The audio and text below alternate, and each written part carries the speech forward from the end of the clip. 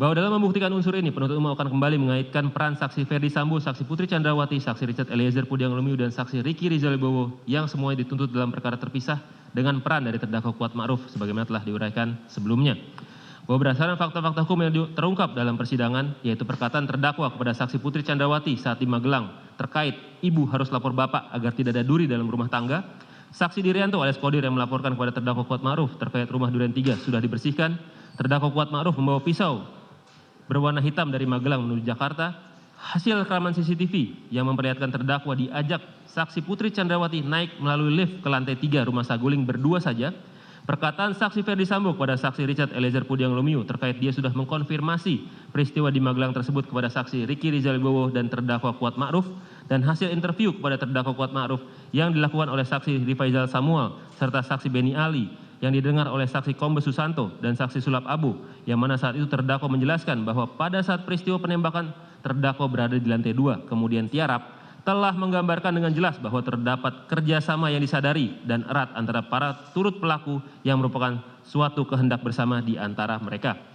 Bahwa untuk melihat ada tidaknya kerjasama yang disadari dan erat antara para turut pelaku dapat juga dilihat dari peristiwa apa yang terjadi setelah kejahatan tersebut dilakukan. Salah satunya dilihat dari adanya fakta yang menggambarkan adanya pemberian-pemberian atau hadiah yang diberikan kepada para peserta sebagai upah mereka. Berdasarkan fakta hukum di persidangan terungkap bahwa terdakwa Kuat Ma'ruf tidak menolak hadiah yang diberikan oleh saksi Ferdi Sambo, yaitu satu buah handphone iPhone 13 Pro Max, dan terdakwa Kuat Ma'ruf juga dijanjikan oleh saksi Ferdi Sambo akan diberikan uang sebesar 500 juta rupiah. Bahwa sekalipun terdakwa menyatakan tidak mengetahui maksud dari pemberian uang sebesar 500 juta rupiah tersebut, namun terdakwa Kuat Ma'ruf juga mengatakan tidak lazim apabila hanya mengantarkan saksi Putri Chandrawati dari Magelang ke Jakarta diberikan uang sebesar 500 juta rupiah. Sehingga apabila dikaitkan dengan adanya peristiwa penembakan terhadap korban dan rangkaian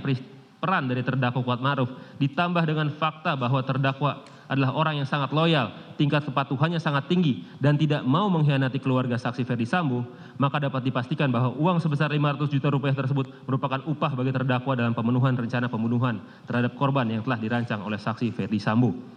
Bahwa berdasarkan hal tersebut makin menggambarkan dengan jelas bahwa terdapat kerjasama yang disadari dan erat antara para turut pelaku yang merupakan suatu kehendak bersama di antara mereka.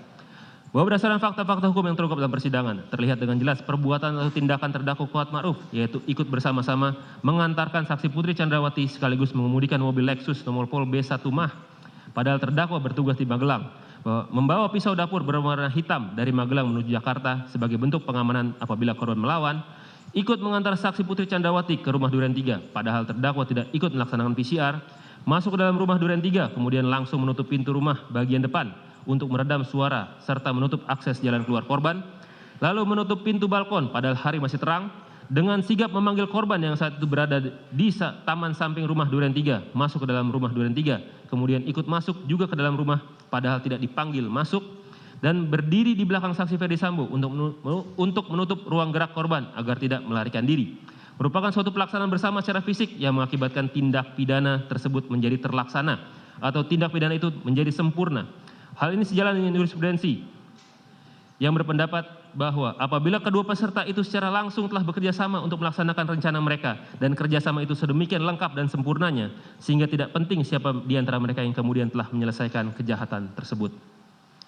Bahwa berdasarkan analisa fakta-fakta hukum di atas dihubungkan dengan doktrin dari Prof. Wiryono Projodikoro, Prof. Mulyatno serta dikaitkan dengan pengertian turut serta dalam memori Vanto-Lifting, perbuatan terdakwa dapat dikualifikasikan sebagai bentuk turut serta melakukan perbuatan sebagaimana yang telah didakwakan oleh penuntut umum. Karena telah ditemukan fakta yang dapat disimpulkan bahwa terdapat kerjasama yang disadari dan erat antara para turut pelaku yang merupakan suatu kehendak bersama di antara mereka, dan perbuatan atau tindakan terdakwa sebagaimana dianalisa di atas merupakan suatu pelaksanaan bersama secara fisik yang mengakibatkan tindak pidana tersebut menjadi terlaksana atau tindak pidana itu menjadi sempurna. Dengan demikian unsur turut serta telah terpenuhi dan terbukti secara sah menurut hukum. Kesimpulan dan materi tuntutan pidana dilanjutkan.